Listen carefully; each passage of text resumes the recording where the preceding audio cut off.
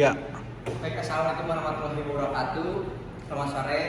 Perkenalkan, nama saya Sandy Gustian Arifudin dengan NPM 0211222048. Saya akan mempresentasikan yaitu bab 1 dengan tema komunikasi tertulis, yaitu dengan dosen Jeti Husnul SPMM. Jadi yang pertama saya akan menjelaskan apa itu komunikasi tertulis. Jadi pengertian komunikasi tertulis adalah tindakan menulis, mengetik, atau mencetak simbol seperti huruf dan angka untuk menyampaikan informasi. Contohnya kayak seperti surat-surat dan lain sebagainya. Nah, di sini juga ada itu yang namanya prinsip-prinsip komunikasi tertulis. Komunikasi tertulis merupakan salah satu bentuk komunikasi yang sering digunakan dalam bisnis, seperti komunikasi melalui surat, menyurat, membuat memo, laporan, iklan, surat kabar, dan lainnya. Yang pertama, prinsip-prinsip itu yaitu completeness, yaitu lengkap. Yang kedua, concision, yaitu ringkas. Yang ketiga, consideration, pertimbangan. Yang keempat, completeness, concrete. Yang kelima, clarity, yaitu jelas. Yang keenam, courtesy, sopan. Yang ketujuh, correctness, benar. Selanjutnya yaitu adanya fungsi komunikasi tertulis. Yang pertama, sebagai tanda bukti tertulis yang otentik seperti surat perjanjian.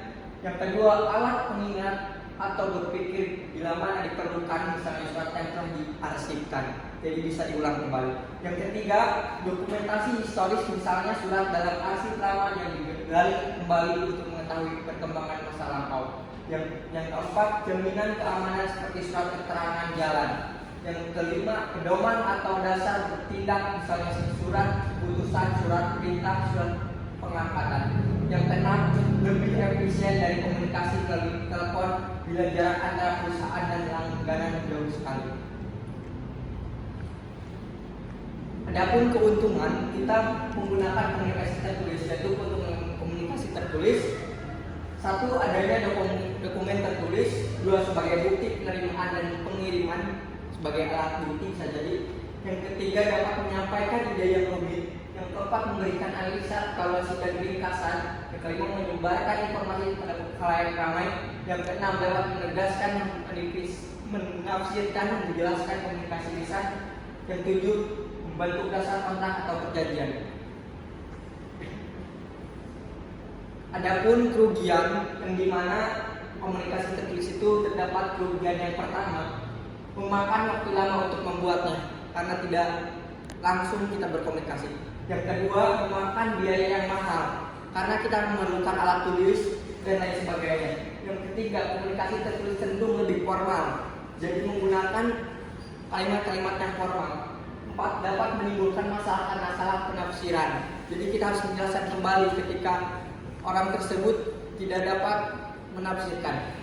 Yang kelima, susah untuk mendapatkan umpan balik segera. Jadi harus menunggu dulu ketika kita sudah mengirimkan surat, jadi orang tersebut tidak bisa langsung meresponnya. Yang keenam, bentuk dan isi surat tidak dapat diubah bila telah dikirimkan.